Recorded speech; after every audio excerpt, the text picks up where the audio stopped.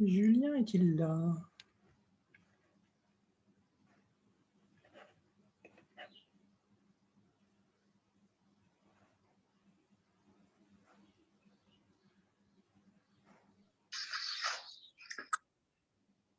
Coucou. Coucou. Ah, je te vois pas. Ça fonctionne? Tu me vois pas? Je te vois pas. Je t'entends, mais je te vois pas. Bizarre. Ah. Bon. Attends. Alors, est-ce que je peux... Ouais, je te vois. Petite caméra.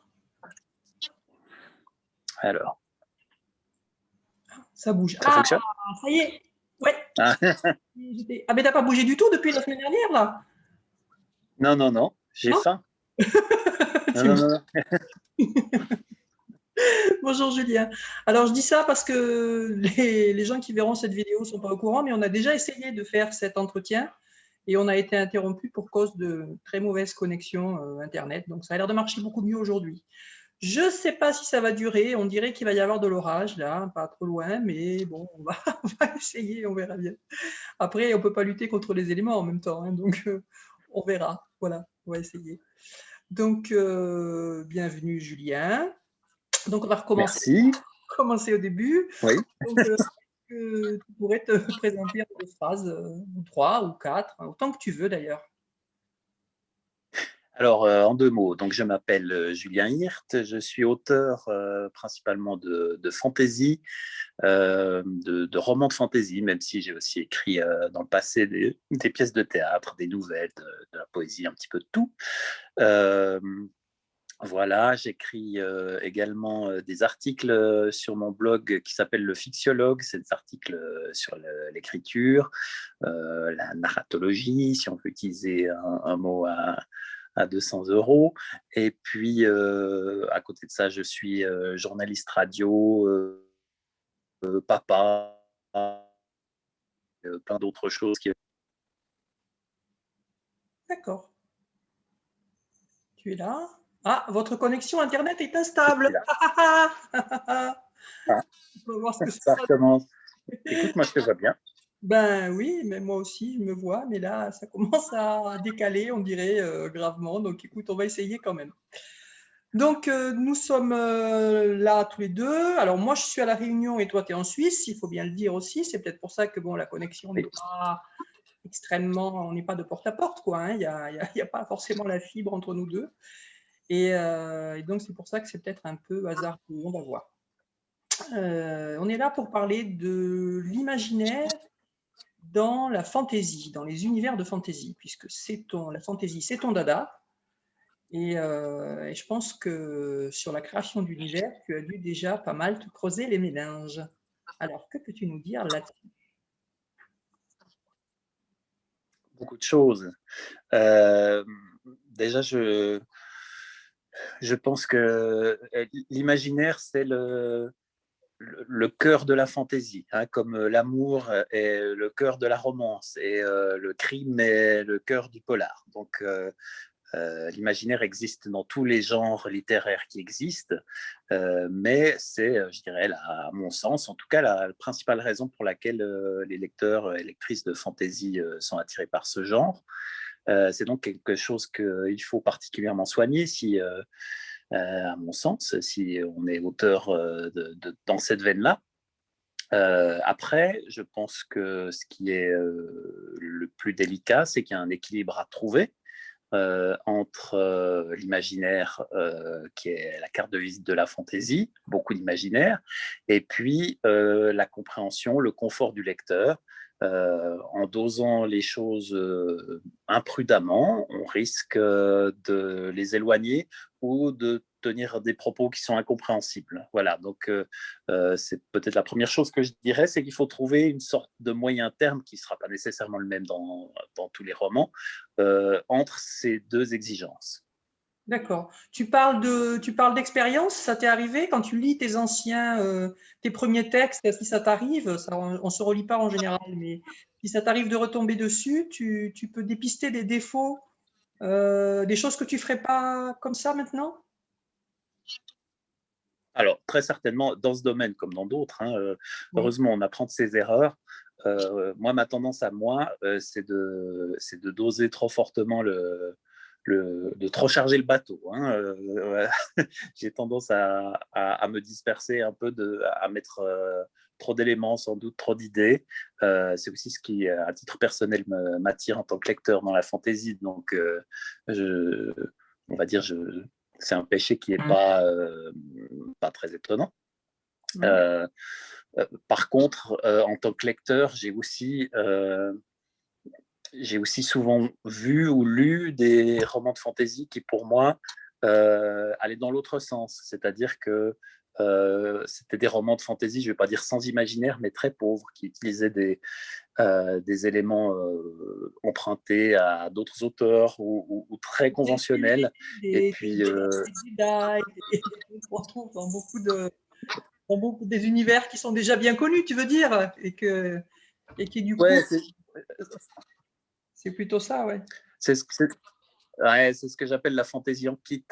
Ouais. C'est des assemblages d'éléments connus et puis on en fait une œuvre qui n'est pas forcément inintéressante, mais qui n'a pas pour moi d'intérêt en tant qu'œuvre de fantaisie. Il y a un côté un peu stérile, un peu répétitif dans ce genre de choses.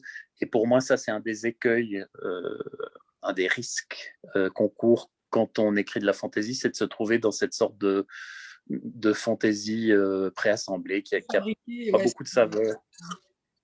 J'ai lu quelque part que quand même que la fantaisie, c'était ce qui définissait la fantaisie, c'était le recours à la magie. Alors, ça peut être une définition. Je pense que tant les amateurs du genre que les gens qui écrivent dans ce domaine euh, ont chacun leur définition. C'est pas la mienne. Pour moi, la fantaisie, c'est un sous-genre du merveilleux, au sens où je l'entends, c'est-à-dire un genre qui se caractérise par l'irruption l'irruption de la littérature, on va dire, dans une dimension fictive où les règles ne sont pas les mêmes que les nôtres, mais qui ont leur cohérence propre. Voilà, si je devais improviser une définition sur le pouce, ça C'est serait pas ça. mal pour une impro, ouais, ouais.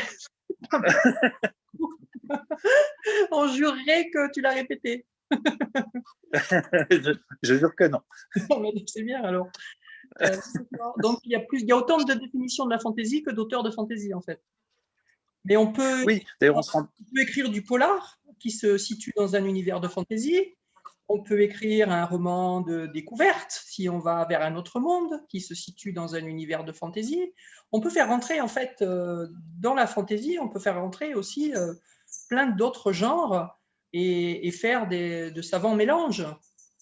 Ça existe. Ça, c'est la question des genres qui mériterait presque une analyse en tant que telle. C'est vrai qu'on peut mettre le masque de la fantaisie à n'importe quel autre genre, mais quelque part, on peut aussi mettre le masque de la fiction historique ou de la romance à n'importe quel autre genre.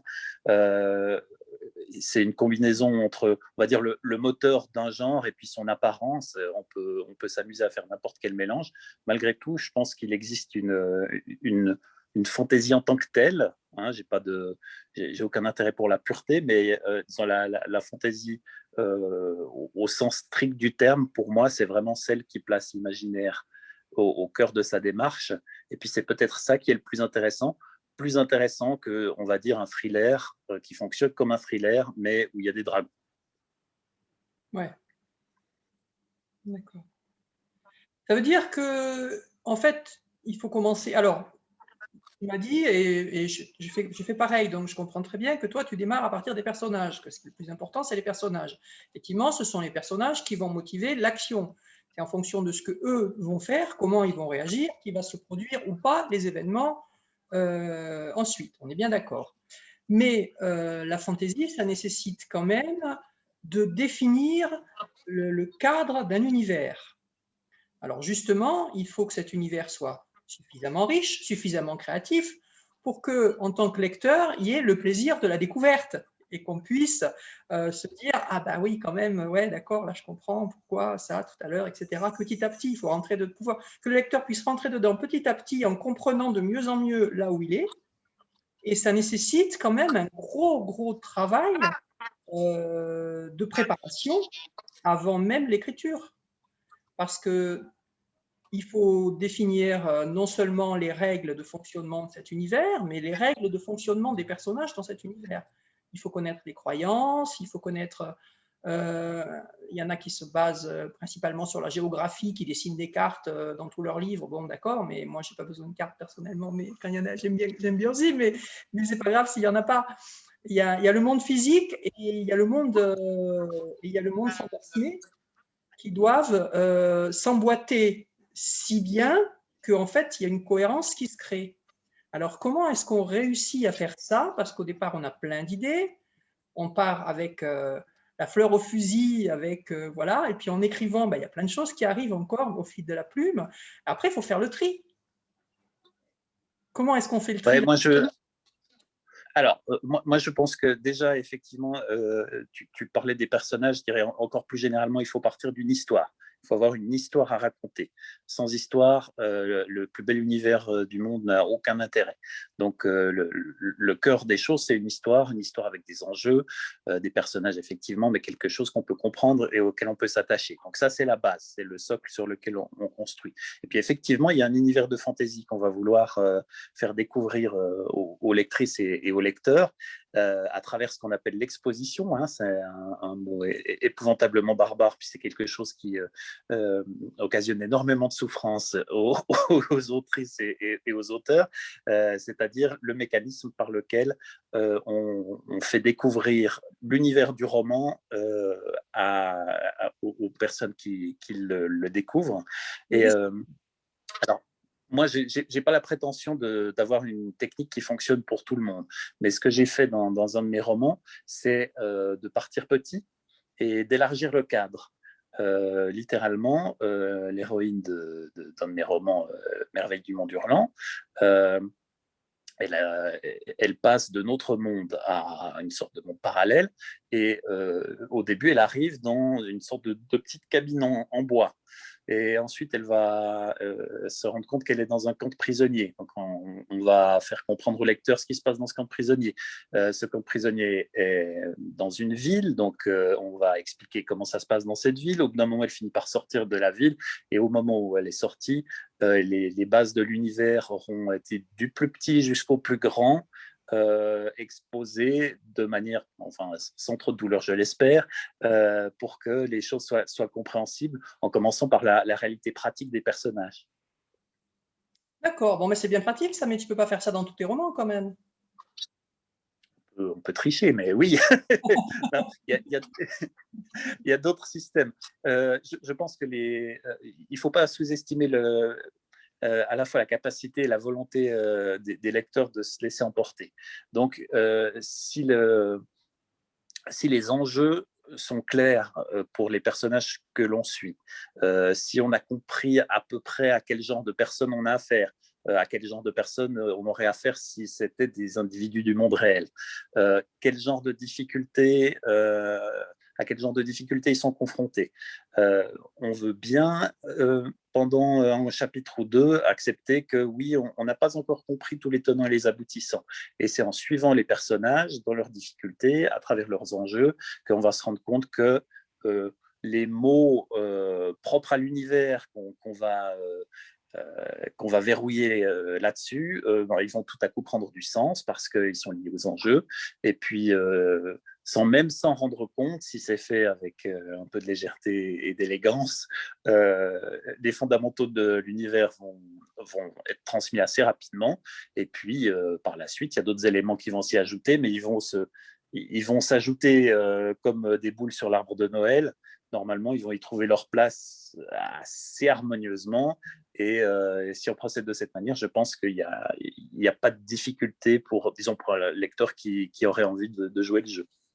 Oui, la difficulté, c'est vraiment l'exposition au début, c'est le moment où tu passes le contrat avec le lecteur, en fait. Où là, il faut qu'il accepte de jouer le même jeu que toi. Et à partir du moment où il a accepté, il te suit. C'est le, le souhait, en tout cas. Une bonne partie des lectrices et de lecteurs de fantasy, de toute manière, ont une expérience dans ce genre. Ils savent à peu près à quoi s'attendre.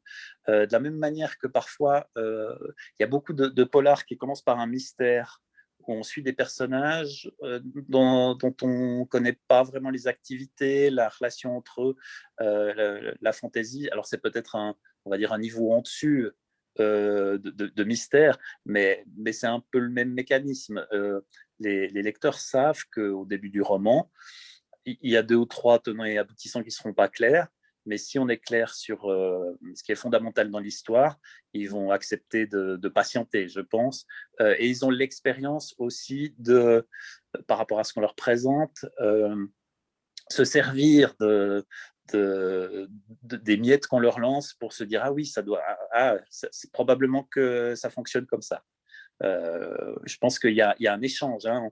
On a souvent tendance à présenter la littérature comme venue du ciel, des auteurs qui parlent aux lecteurs, mais il y a un dialogue, même si c'est un dialogue en décalage. Les lecteurs apportent beaucoup aussi, puis leurs interprétations vont parfois être fausses, mais souvent justes, et vont les aider à entrer dans cet univers. D'accord. Et alors, comment est-ce que tu t'y prends quand tu es dans cette phase de création un peu de ton univers, du contexte de l'histoire que tu vas raconter? Comment est-ce que tu t'y prends pour amener à toi les images qui vont t'aider, les images qui vont te permettre de faire les bonnes descriptions au bon moment pour faire comprendre ceci ou cela? Tu as une façon, tu te mets du métal à fond la caisse et tu danses dans ton salon ou tu fais quoi? Rien d'aussi spectaculaire. Mais là aussi, je crois que le secret, c'est les lecteurs. Les lecteurs arrivent dans le roman avec toute une vie d'imaginaire en tête. Et on se rencontre à mi-chemin avec notre imaginaire à nous. Et puis moi, j'écris des livres du 21e siècle, hein, donc je ne vais pas écrire, on va dire, comme un romancier naturaliste du 19e, de longues descriptions pour décrire la forme de chaque feuille d'arbre. Donc, à mon avis, s'il s'agit d'écrire typiquement un lieu, hein, ou un personnage, quelque chose qui sort de notre expérience habituelle, il faut se centrer sur quelque chose, un visuel très fort, qu'on va décrire simplement, et sans vouloir, et à mon avis, c'est l'erreur que commettent beaucoup d'auteurs, je dis erreur, c'est mon point de vue, hein, je ne les condamne pas, mais sans vouloir que le lecteur voit exactement la même chose que nous. Ce n'est pas forcément nécessaire. Ce qui est important, c'est que les enjeux soient clairs. Maintenant, si il ou elle a compris à peu près où on veut en venir, la créature qu'on décrit, si celle qui est dans leur tête est différente de celle qui est dans la mienne, c'est pas forcément une mauvaise chose, c'est même probablement une bonne. Enfin, c'est quelque chose qui peut être intéressant, qui peut être fertile. De toute façon, c'est comme Donc ça voilà. que le lecteur, il va chercher dans sa base de données les images qu'il connaît. Le cerveau fonctionne par association d'images. L'inconscient fonctionne par association d'images. Donc, de toute façon, il va chercher dans sa propre base et en fonction de ce que tu lui dis, il se crée son propre univers qui n'appartient qu'à lui, en fait, à partir des quelques éléments que toi, tu as saupoudrés là, quoi. Saupoudrer, c'est très juste. Il ne faut pas avoir l'ambition de lui dicter ce qu'il va voir, se rendre compte des limites de l'exercice. On crée une image ensemble, on essaie de poser quelque chose d'un peu original en quelques mots, en quelques paragraphes, et puis le reste du travail, souvent, c'est le lecteur qui le fait. D'accord. Et comment est-ce que la langue elle-même, la matière première, les mots, comment est-ce que ça joue dans la création de l'univers? Bon, moi, je pense que la fantaisie n'est pas si différente que ça des autres formes de littérature de ce point de vue-là. La langue, c'est quand même notre outil de travail quand on est autrice ou auteur, quelle qu'elle soit, tout en sachant que la langue est elle-même faite d'idées, hein, comme la fantaisie. Donc, c'est le terreau idéal. Alors, il y a toute la question de est-ce qu'il faut inventer des langues fictives pour enrichir l'univers. Personnellement, j'y crois pas. Certains y trouvent beaucoup de plaisir. C'est pas forcément mon cas, mais chacun voit son intérêt. Maintenant, les mots. C'est beaucoup de travail Pour moi, c'est. Faut vraiment à mon sens, quoi, hein. oui, c'est un loisir annexe, on va dire. Ouais, voilà. Et tant mieux si accessoirement, donc. Oui, et puis et du coup, toute une génération et même plusieurs générations pensent être des linguistes amateurs. C'est pas forcément important. Les mots qu'on va utiliser seront les mêmes qu'on utilise pour n'importe quel roman. À cela près qu'on va créer de nouvelles réalités, euh, par exemple dans la magie, par exemple dans les rapports sociaux qu'entretiennent les différents personnages ou les différentes ethnies dont on parle.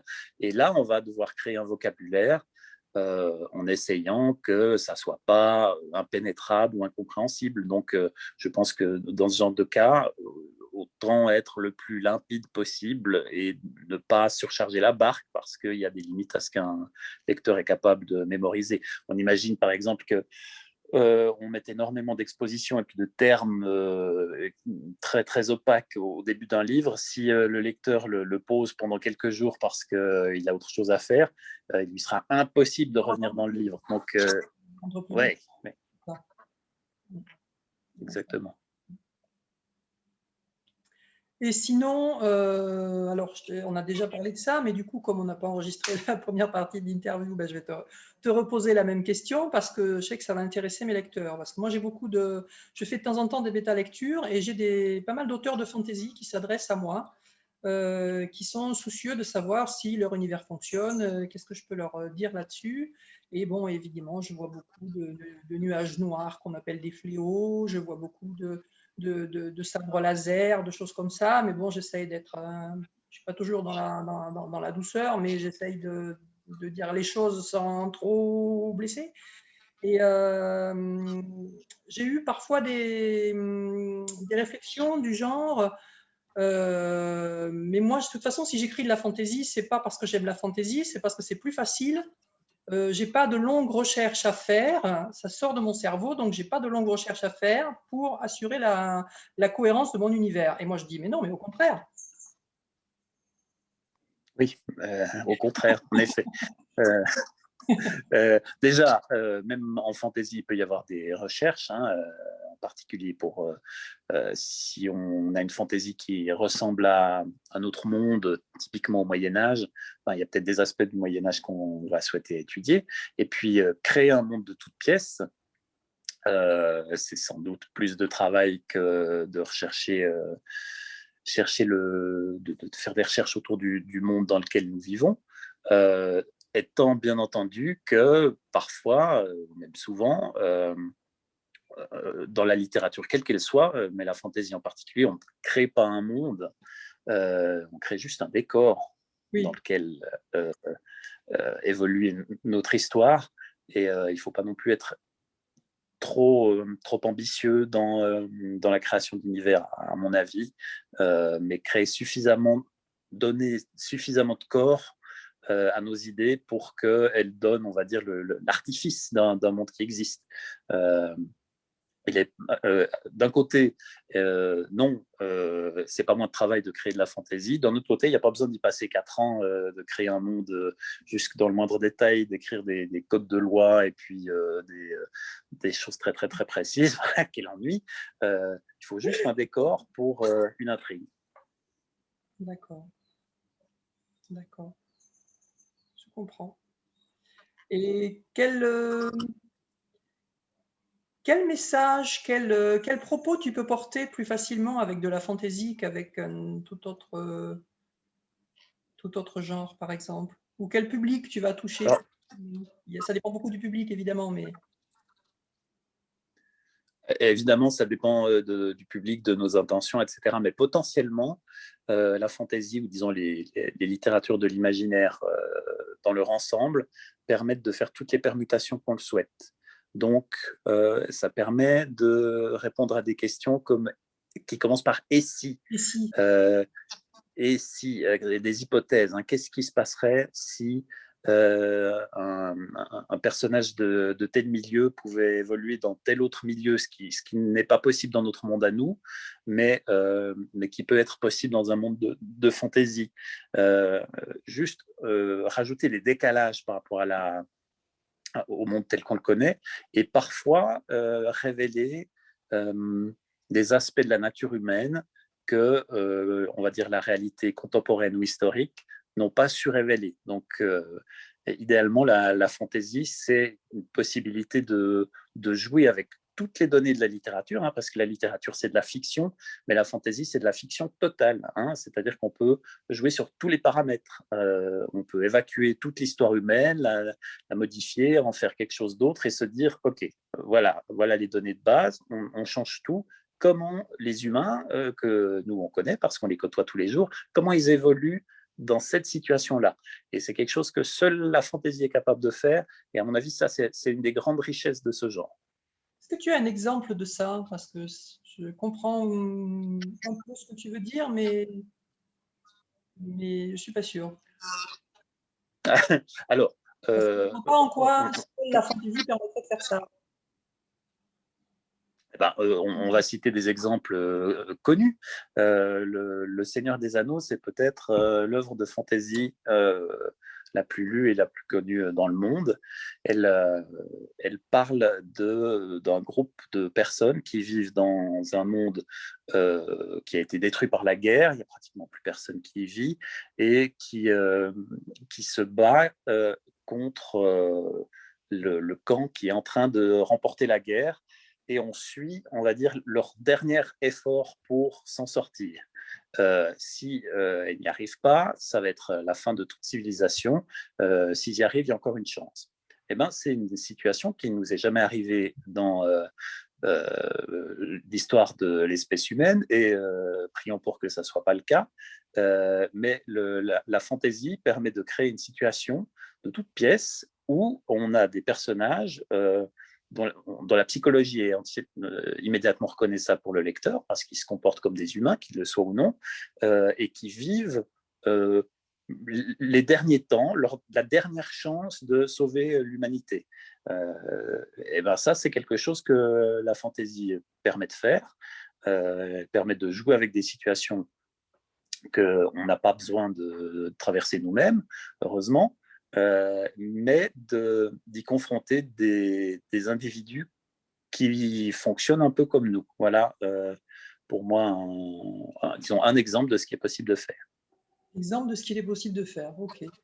Alors, il y a peu de temps, on m'a offert ça doit être son dernier livre d'Amin Malouf, qui doit s'appeler Nos frères inconnus ou Nos frères impromptus, quelque chose comme ça, je ne sais plus.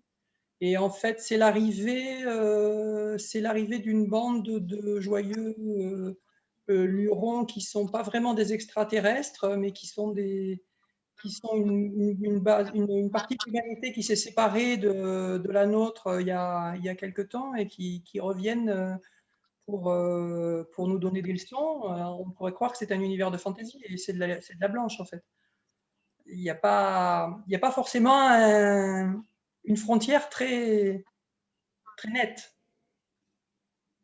Moi, je pense que les frontières entre les genres sont intéressantes jusqu'à un certain point. Elles sont principalement intéressantes pour les éditeurs et pour les libraires. Après, il y a quand même beaucoup d'hybridation. Il y a de la pure fantasy ou de la pure science-fiction qui sont vendues comme de la littérature blanche parce que pour différentes raisons qui sont en amont de la publication, on peut coller des étiquettes.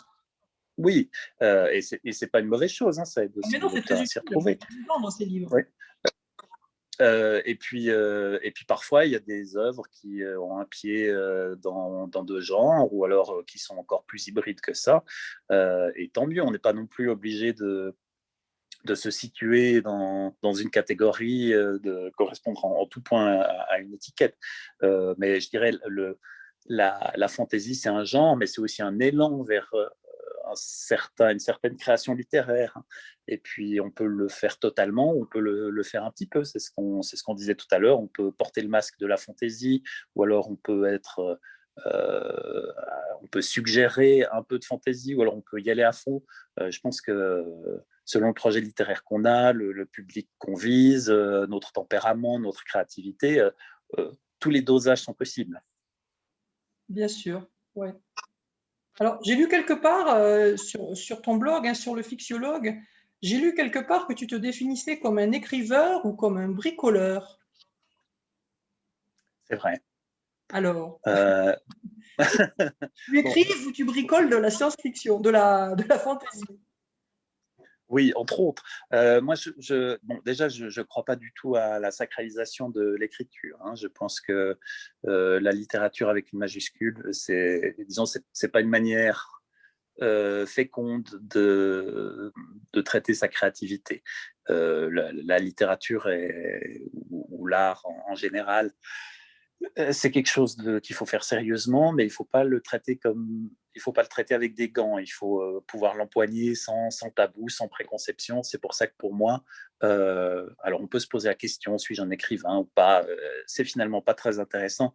Je dis écriveur parce que je suis quelqu'un qui écrit, et puis également parce que en dehors de la littérature, j'écris également professionnellement des textes qui ne sont pas de nature littéraire. Donc essentiellement, je passe mon temps à écrire, que ça soit de la littérature ou pas. Et puis ces activités ont différents points communs. Et maintenant, quand je dis que je suis bricoleur, c'est aussi une manière de désacraliser tout ça. C'est aussi de manière plus précise, une manière de décrire ma démarche d'auteur, c'est-à-dire qu'en règle générale, pour moi, l'enjeu de l'écriture se situe dans la réécriture, c'est-à-dire que mon roman prend forme douloureusement après le premier jet, et c'est là que se situe l'acte créateur principal. Et tous les auteurs ne sont pas comme ça, mais pour moi, quelqu'un qui fonctionne comme ça, comme moi, un peu comme moi, c'est un bricoleur ou une bricoleuse. D'accord. Et comment est-ce que tu sais, parce que tu dis que tu as écrit du théâtre, de la poésie, j'ai lu aussi que tu t'étais adonné un petit peu à la création de jeux vidéo, tu es t'es un peu multicarte, on va dire, un écrivain multicarte. Et donc, comment est-ce que tu sais au départ d'une idée, d'une histoire à raconter, comment est-ce que tu sais quelle forme tu veux lui donner? Est-ce que c'est tout de suite de la fantaisie ou est-ce que c'est tout de suite, tiens, ça c'est une bonne idée pour un jeu vidéo, ou ça ferait une bonne pièce de théâtre, ou comment ça se passe à ce niveau-là? Alors, tout part de l'idée pour moi. J'ai des idées qui s'accumulent, certaines sont vieilles, elles mettent du temps à arriver à maturation, elles évoluent, elles se croisent, s'interpénètrent. Et puis, je dirais que au bout d'un moment, une idée en particulier atteint un seuil où je me dis je peux en faire quelque chose. Et c'est là que, normalement, quand elle a pris suffisamment de corps, euh, c'est là qu'il apparaît comme logique que ça se dirige plus dans un sens que dans une autre. Je prends un exemple tout bête, hein, si l'idée en question, euh, c'est essentiellement une question de personnages qui interagissent entre eux, si ça concerne leur vécu, qui se confrontent les uns aux autres, bah, ça sera plutôt une pièce de théâtre. Si on a affaire à quelque chose qui a plus de coffre, qui réclame plus de mouvement, où le monde qui entoure les personnages joue un rôle important, bah là, ça sera plutôt un roman ou une nouvelle. Voilà, on peut dire. Après, il n'y a pas de... C'est plus une conviction qui naît sur le moment. Et puis, une fois qu'on l'a, on explore ça. On se dit, OK, est-ce que c'est vraiment une pièce de théâtre? Comment est-ce que je la découperai? On fait une sorte d'hypothèse de départ. Puis, si ça a l'air de marcher, on se lance là-dedans. Et après, il faut la jouer encore. Oui, alors ça, c'est toute une autre histoire. Parce que du coup, J'ai eu la chance d'ailleurs. des lecteurs de théâtre, des lecteurs de fantaisie, il y en a pas mal quand même, mais des lecteurs de théâtre, ça se fait rare, hein. Ah oui, oui, oui. Non, non. Bah, alors pour moi, le théâtre, c'est fait pour être joué. On peut lire des pièces de théâtre, c'est très bien, mais c'est pas du tout la finalité de l'idée. D'ailleurs, la pièce de théâtre a cela de très exaltant qu'une fois qu'on a terminé de l'écrire, on est qu'à la moitié du chemin parce qu'il y a tout un travail créatif qui va être fait pour la porter sur scène, si possible par d'autres personnes. Parce qu'à mon avis, c'est plus intéressant si... moi, il m'est arrivé de faire un petit peu de mise en scène de théâtre, pas sur mes textes, et il est arrivé qu'on mette en scène mes pièces d'autres que moi. Je pense que c'est comme ça que ça fonctionne. Il faudrait pas... Enfin, moi, je ne me verrais pas mettre en scène un de mes textes théâtraux. D'accord. Revenons un petit peu sur la fantaisie, puisque c'était quand même le point de départ de cet entretien. Alors, qu'est-ce que tu voulais nous dire, toi? Tu m'as dit, j'ai plein de choses à dire sur le sujet, sur l'imaginaire dans la fantaisie, parce que ça fait un moment que je me creuse la question. Et donc, j'ai plein de trucs à dire. Alors, vas-y. Tu peux dire tout ce que tu veux. Alors, ah, merci. On en a déjà dit. Carte blanche. On en a déjà dit beaucoup, je crois. Mais oui, déjà l'idée que un roman, c'est une agglomération d'idées, des petites, toutes petites parfois. Une virgule, ça peut être une idée.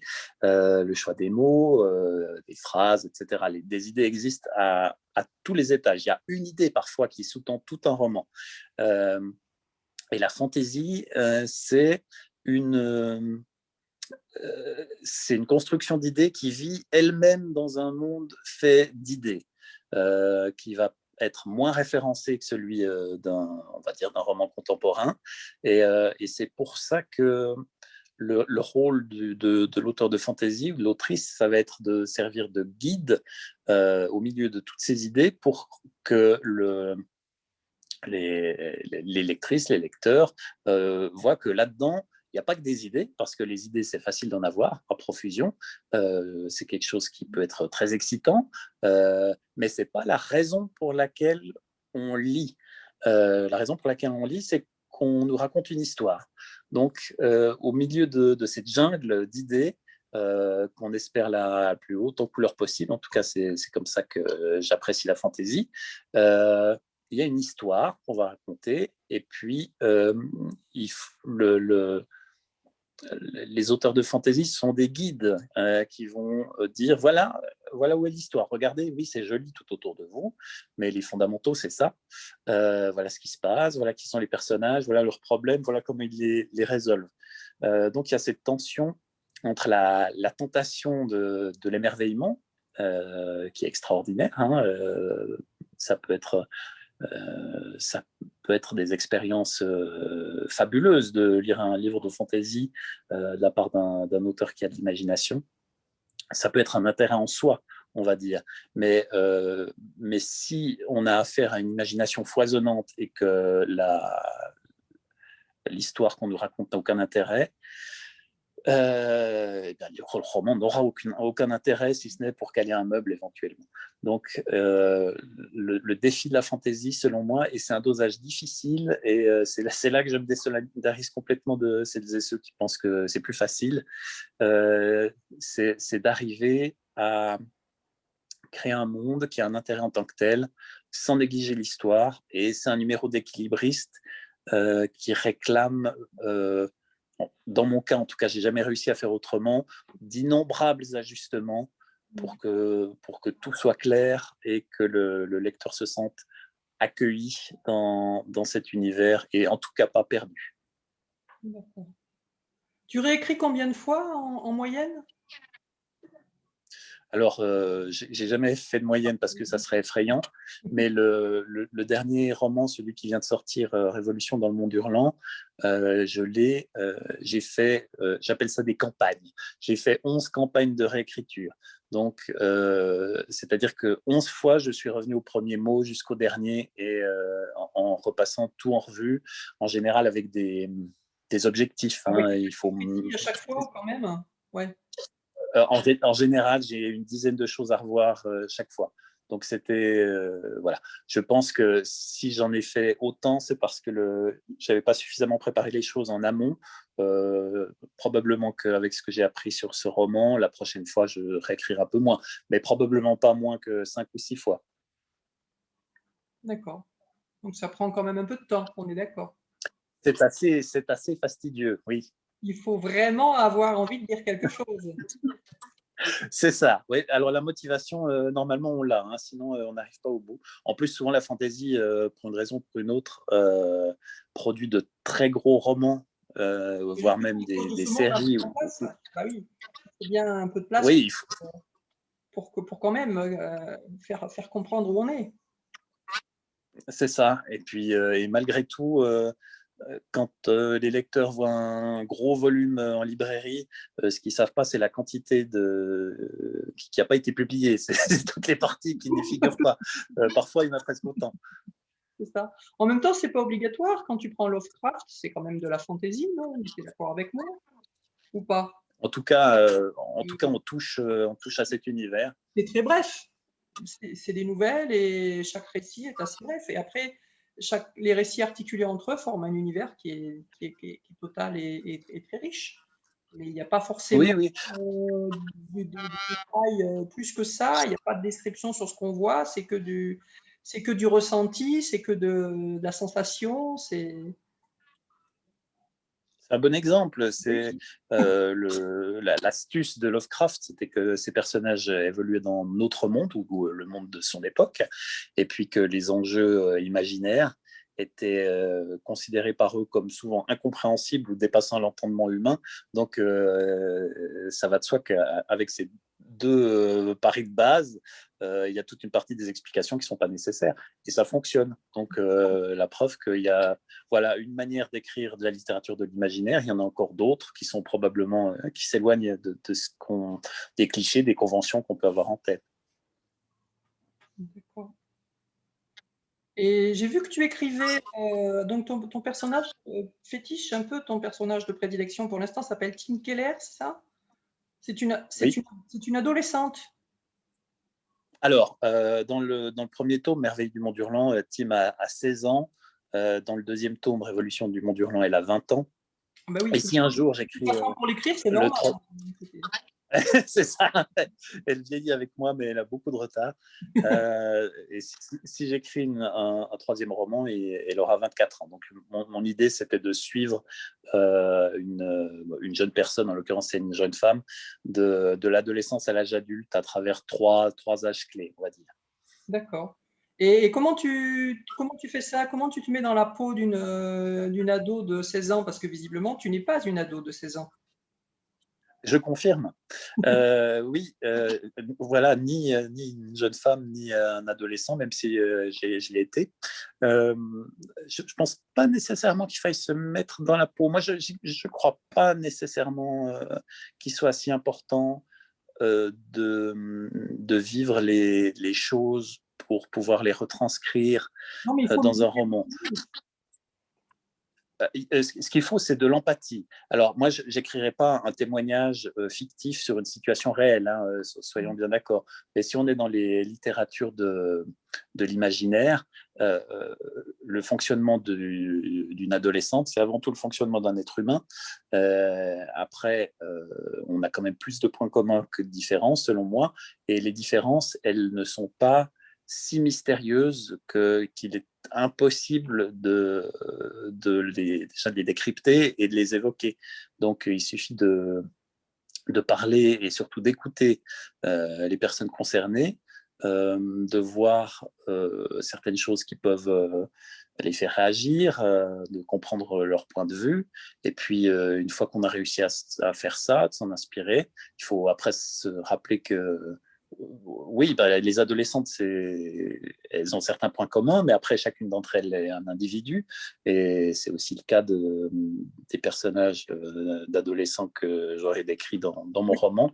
Et à la fin, le test ultime, c'est les lectrices et lecteurs, est-ce qu'ils s'y retrouvent moi, alors peut-être qu'il y a des gens qui s'y sont pas retrouvés, mais les lectrices qui avaient un peu cet âge, qui m'ont fait des retours sur le roman, m'ont pas dit qu'elles se sentaient trahies.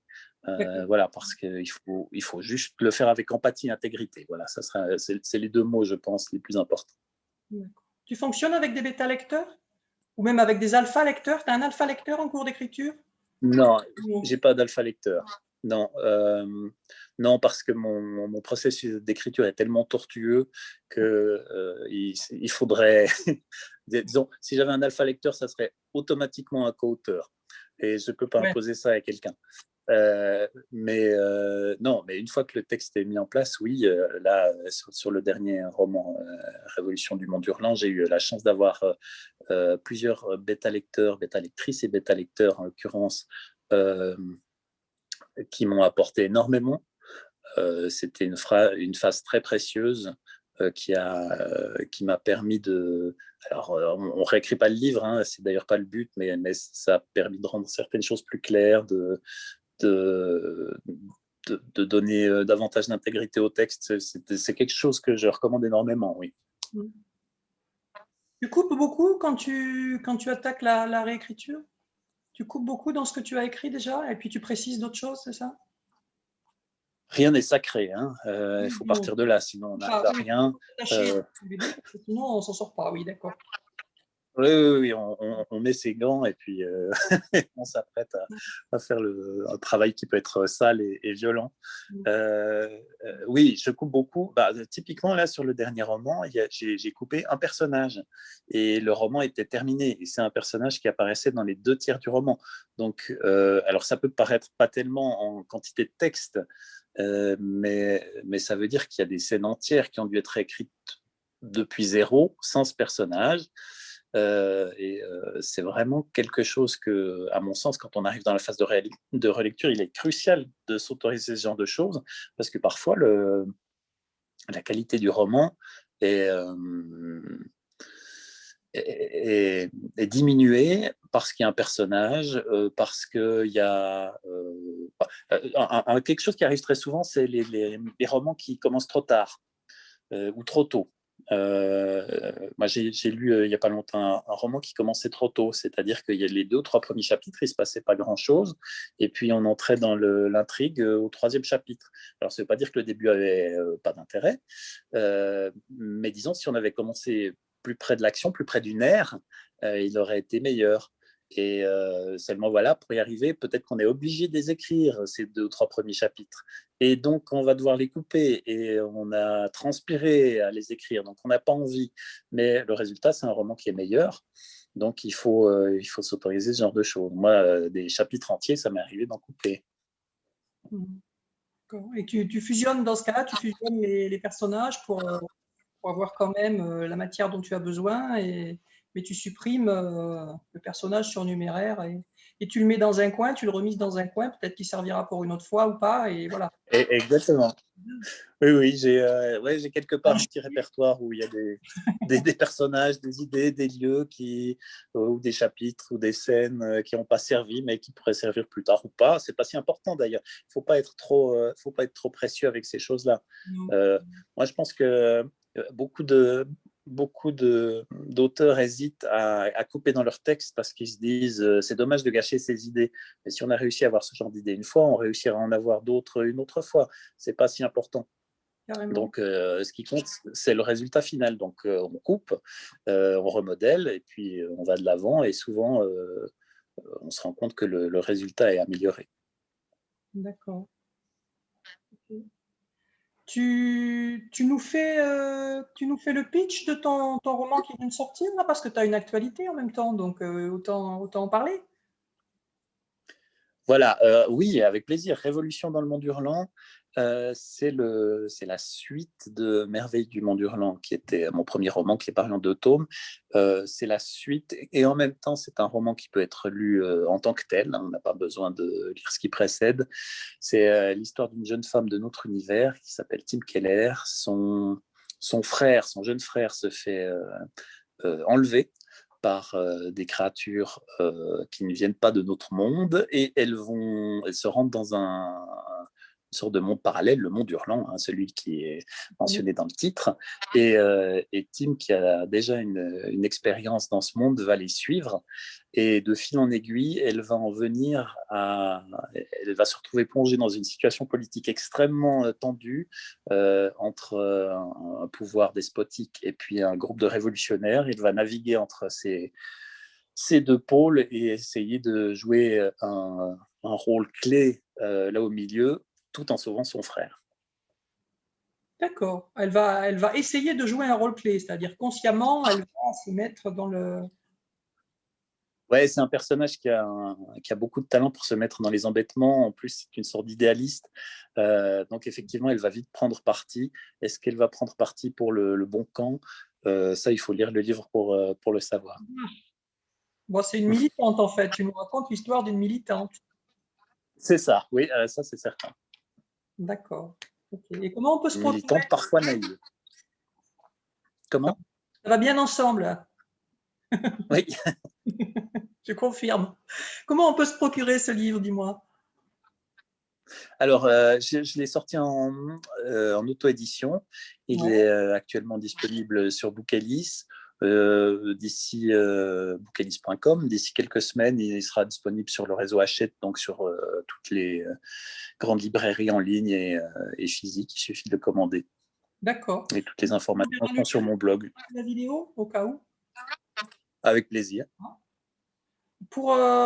J'avais encore une question qui me trottait tout à l'heure et puis que j'ai oublié, donc je vais y revenir, tant pis, hein, c'est pas grave, on fait des allers-retours. Hein. Est-ce que tu prépares un petit peu tes personnages? Est-ce que tu prépares un petit peu ton univers, par exemple? Moi, j'aime bien écrire des petites nouvelles.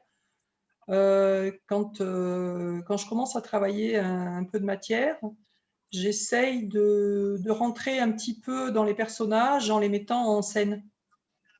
Déjà, dans d'autres parties, en plus, je leur confère un peu de volume comme ça, un peu d'épaisseur, et ça me plaît bien parce que du coup, c'est pas des silhouettes trop plates quand je commence à travailler avec, donc ça va plus vite.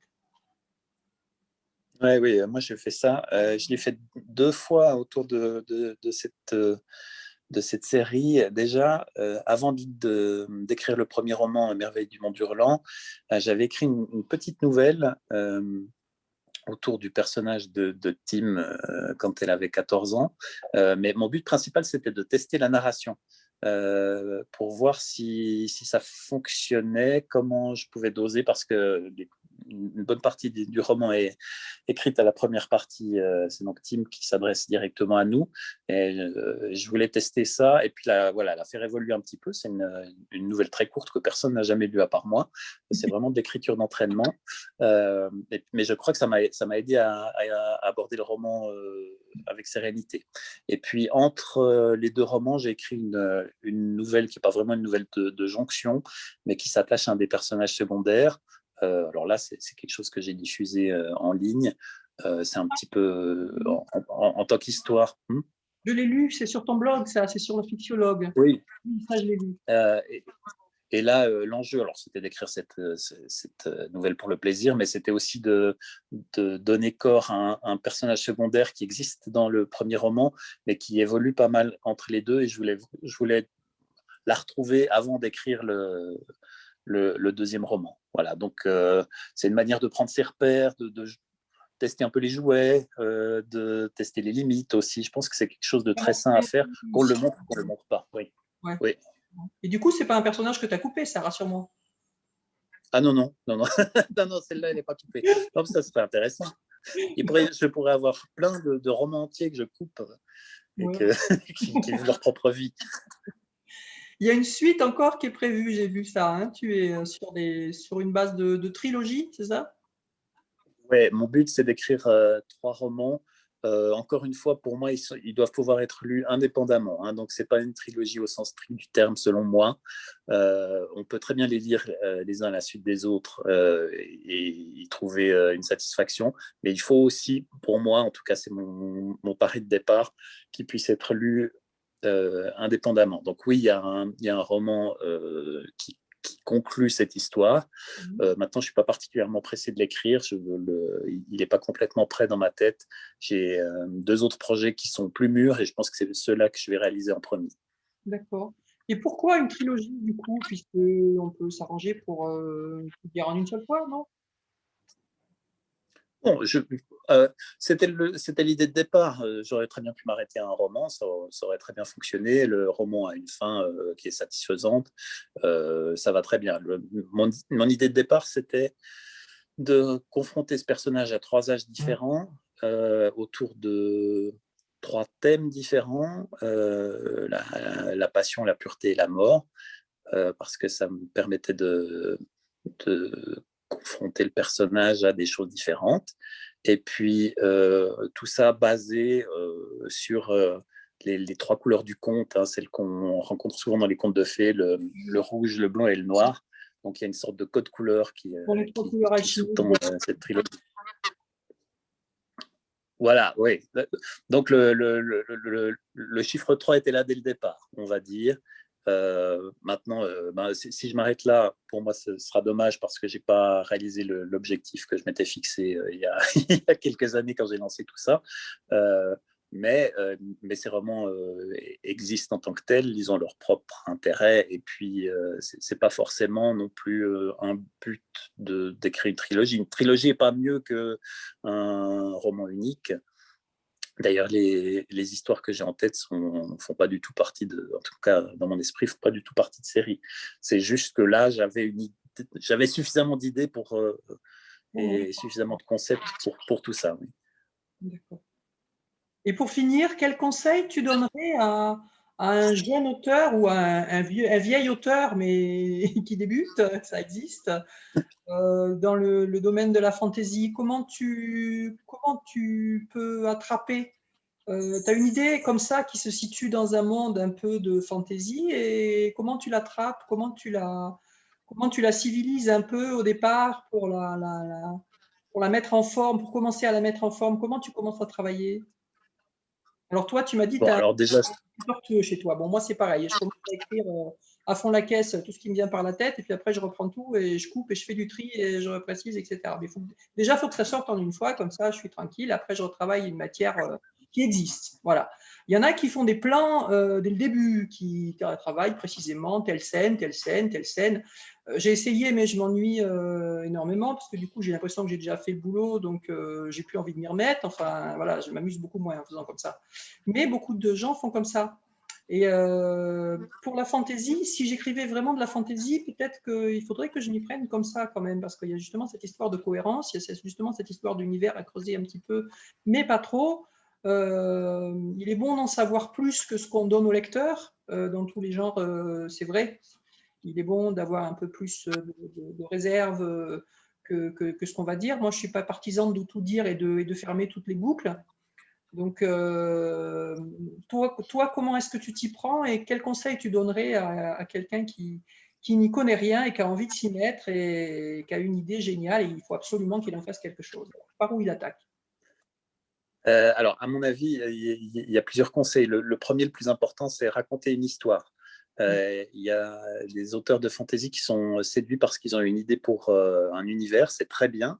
Cette idée, il faut la garder, mais il faut attendre d'avoir une histoire à raconter avant de commencer. Parce que si on part sur l'univers et puis qu'on se dit on va mettre des personnages un peu au hasard qui vont avoir des difficultés, on va s'embourber, ça n'aura aucun intérêt. Donc, avoir une histoire, une vraie histoire, ça n'a pas besoin d'être une histoire compliquée, mais elle a besoin d'exister en entier dans notre tête, et même si possible un peu sur le papier avant de commencer à écrire. Ça, c'est très important. La deuxième chose, c'est qu'effectivement, il faut un univers, et se demander si cet univers est vraiment personnel, ou est-ce qu'on lui donne vie uniquement par référence à d'autres œuvres littéraires qui nous ont plu? Ça, c'est dommage. Peut-être, si c'est le cas, c'est très compréhensible, hein, mais si c'est le cas, essayer de prendre un petit peu de distance par rapport à ses propres goûts, ses propres affects, et se dire non, non, je vais rajouter un peu de moi-même, un peu d'originalité, un tout petit peu de décalage par rapport à ce qui m'a donné envie d'écrire, pour façonner quelque chose d'un peu plus, je ne vais pas dire original parce que l'originalité n'est pas de ce monde, mais un peu plus singulier, parce que qu'est-ce que les auteurs ont à apporter si ce n'est de la singularité. La troisième chose, c'est d'être rigoureux. Alors, on a chacun notre manière d'être rigoureux, mais si on crée un monde de toutes pièces, c'est plus facile si on prend des notes en le faisant, sur des bouts de papier, dans des programmes informatiques, peu importe. Mais si on le fait, ça permettra de s'y retrouver un petit peu. Et puis, quatrièmement, effectivement, on n'est pas obligé de tout expliquer, hein, c'est important. On n'écrit pas une encyclopédie. Donc, moi je l'ai dit, hein, pour moi, l'univers d'un roman de fantasy, c'est pas un vrai univers, c'est un décor. Ça veut dire qu'on n'est pas obligé, comme tu l'as dit, de boucler toutes les boucles. On n'est pas obligé d'apporter des réponses à toutes les questions. Il faut juste donner l'impression qu'on a quelque chose d'un peu plus vaste que ce qu'on présente de prime abord. Et, et voilà, ça va donner un appel vers le voyage, hein, pour les auteurs. Mais par contre, il peut être très pesant d'avoir affaire à un univers de fantasy où on sent que l'auteur a envie de nous expliquer chaque détail. Ça n'a aucun intérêt. Donc voilà, voilà mes conseils. Je pense que vraiment le plus important, si on doit tout résumer en un, c'est faire simple, raconter des histoires. Raconter des histoires, voilà. Et Ouais. créer un univers qui va servir l'histoire et pas le contraire. Alors oui, c'est très important, oui, en effet, parce qu'il y a d'autres moyens. Si on s'intéresse à inventer des univers, on peut le faire autrement. On peut le faire dans les jeux de rôle, dans les jeux vidéo. Le roman, c'est quelque chose de particulier. Et un roman, ça ne sert pas à décrire une région fictive. Ou si on le fait, on va beaucoup s'ennuyer. Ça sert à raconter des histoires. Donc, si c'est ça le projet, si le projet c'est d'écrire un roman, il faut commencer par le socle le plus important qui est l'histoire qu'on raconte. Ok, ça me va. Mais je te remercie. Est-ce que tu veux ajouter quelque C'est chose moi. avant qu'on se quitte? Oui, te dire merci de Rien, mais m'avoir donc, invité et de m'avoir posé ces questions. Ça a été beaucoup de plaisir. J'espère que ce qu'on s'est dit, toi et moi, va servir à titiller l'imagination toujours, c'est resté des entre nous. gens, Non, des non, aiguillés. pas de problème. Oui, ça va servir, je pense. Ça va servir. Ça va servir beaucoup parce que, je te dis, moi, j'ai beaucoup d'abonnés sur mon blog qui œuvrent dans le domaine de la fantasy ou qui se coltinent un peu avec ces univers-là. Et je pense que ça va leur offrir quelques pistes de réflexion intéressantes. Et c'était le but un petit peu. Voilà. Et s'ils ne sont pas d'accord, qu'ils le disent. Hein. Ça peut Oui, être le ben, début d'une conversation. évidemment. Mais attends, c'est bien clair que personne n'est obligé d'être d'accord. Jamais, Non. jamais. Voilà. Écoute, donc je te remercie. Et puis, je fais tout le moulinage de vidéos, etc. Et je t'envoie le lien quand il est prêt. Si tu peux m'envoyer, toi, de ton côté, le lien vers la boutique en ligne qui diffuse Ouais. ton ouvrage. Et puis, je mettrai le lien de ton blog aussi sous la vidéo, comme toujours. Et puis, ben, longue vie à Tim Keller, alors. Merci beaucoup. À bientôt. Merci, Julien. Au revoir. Au revoir. Au revoir.